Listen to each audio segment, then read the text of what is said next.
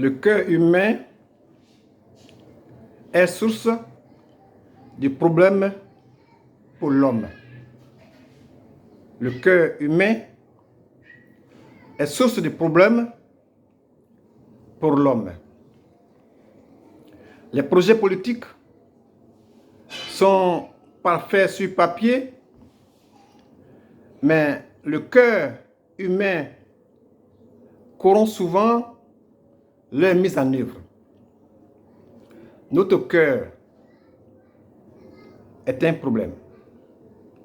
Chers amis, les projets politiques sont parfaits sur papier, mais le cœur humain corrompt souvent leur mise en application. Les régimes politiques, quels qu'ils soient, présentent souvent des projets de société bien conçus. Je l'ai dit, humains.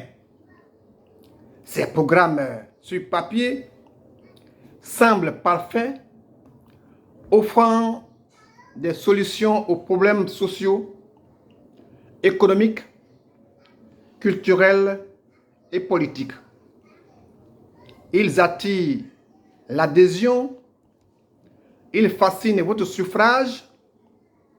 Je veux dire, ils suscitent l'espoir des populations. Cependant, malgré leur clarté et leur pertinence, ces projets se heurtent à un obstacle majeur, à savoir l'homme qui les applique, l'homme qui les met en valeur au regard de l'imprévisibilité de son cœur. Chers amis, bonjour. Germain Sewe. Comment le pouvoir corrompt le cœur humain ou révèle, si vous voulez, la vraie nature de l'homme? Alors, une fois au pouvoir, l'homme peut changer. Les promesses de campagne s'érodent sous l'influence du pouvoir, sous le poids de la vraie nature de l'heureux candidat ou sous l'emprise des intérêts personnels et des pressions diverses. Alors, chers amis, l'orgueil et l'avidité transforment les plus beaux idéaux en outils de domination. Ce décalage entre le projet de société initial et sa mise en œuvre est souvent source de déception, de souffrance, voire de violence.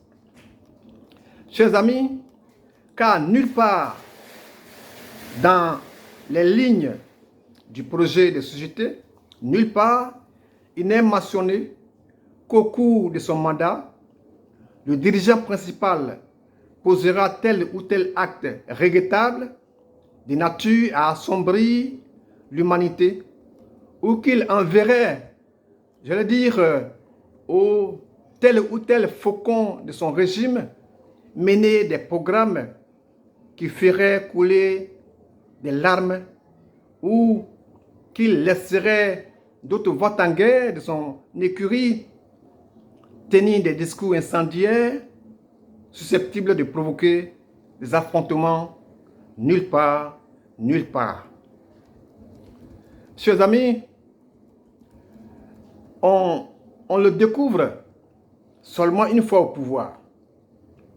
On le constate une fois au pied des murs. Et là, vous avez beau brandir la VAR, je veux dire la vidéo d'arbitrage, pour lui rappeler ses promesses de campagne, mais trop tard, il avance jusqu'à ce que son destin s'incline. Mais avant, quel gâchis! Quel gâchis! Chers amis, un exemple marquant est celui de la Révolution française de 1789. Les idéaux de liberté d'égalité et de fraternité portés par les révolutionnaires ont rapidement dégénéré en terreur sous Robespierre.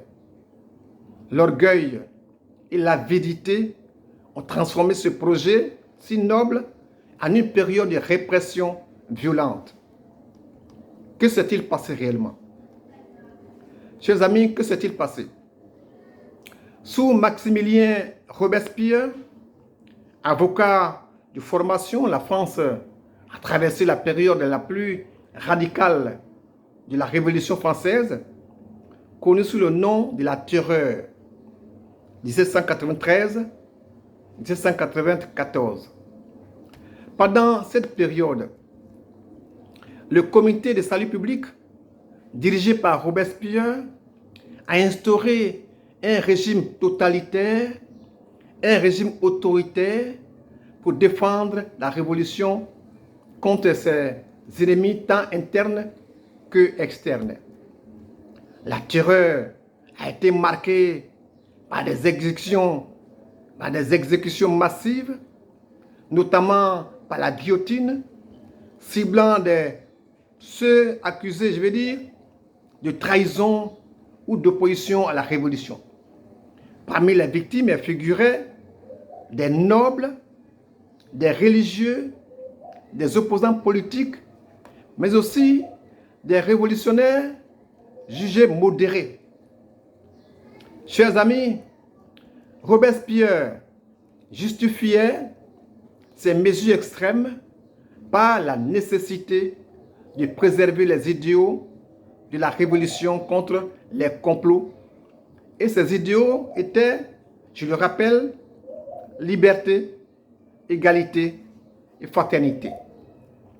Cependant, son autoritarisme et la montée de la violence ont fini par se retourner contre lui, provoquant sa chute verticale.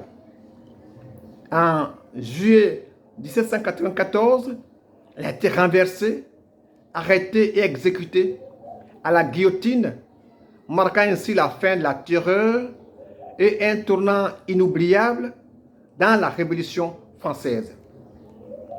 Pourtant, chers amis, le leader Maximilien Robespierre s'était montré au départ un fervent défenseur de l'égalité et de la vertu républicaine, prônant une société fondée sur la justice et l'intégrité.